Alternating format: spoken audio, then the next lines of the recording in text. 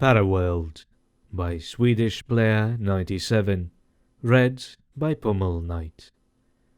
Superhero protesting a proposed bill that would force superheroes to fight in Vietnam, March 1967. During the World Wars, superheroes were deployed to fight one another on battlefields across the world. The result was cataclysmic, with untold destruction and innumerable casualties. In order to prevent superhuman on superhuman war from breaking out again, the nascent United Nations created the Superhuman Council and the Convention on Superhuman Individuals to lay the groundworks for superhero roles and politics. Initial impressions were good. In Korea, the Council successfully mediated between Soviet and American superhumans and avoided another catastrophic war. Superheroes were meant to protect Earth and humanity as a whole, not serve as propaganda icons or weapons of mass destruction. But in the 1960s, as the Vietnam War was ramping up and the United States became more and more divided, Congress proposed a bill that would circumvent the Convention on Superhuman Individuals and allowed for the deployment of superhumans in Vietnam. The US's official superhero team, the Champions of America, supported this. However, many opposed it. Before the 60s, the idea of a superhero not working for the government was unheard of. After all, superheroes valiantly fought alongside soldiers in the world wars, and many superheroes willingly participated in the superhuman experiments in the 1950s.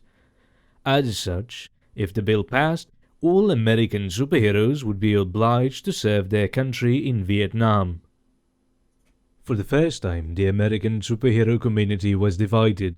One half backed the government and wanted to bring victory in Vietnam, whereas the other supported the civil rights movement and refused to be used as tools of politics and weapons in war. For the first time, we had rogue superheroes who actively said no to their government. The Champions of America tried to strongman their members into supporting their bill, but that resulted in more superhumans walking out and actively burning their uniforms in protest. This kind of situation had never been seen before. In the past, any superhero who refused to do what their government said was branded rogue and imprisoned. But now, there were far too many rogues to imprison, and if they did, it would compromise the US's superhuman deterrent and leave them vulnerable. Whereas still, the Soviet Union backed the UN and proudly proclaimed that their superheroes were instruments of peace and would never be deployed as weapons of war, pouring more salt on the wound.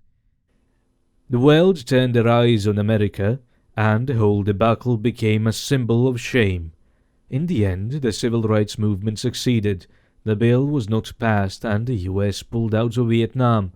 However, the superhuman spring left a profound impact on the superhuman community in the years to come.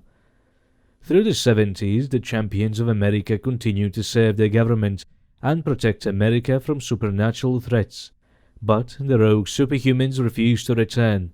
Instead, they became the first vigilante superheroes, working outside the bounds of the law for the greater good, going after the criminals their government had ignored.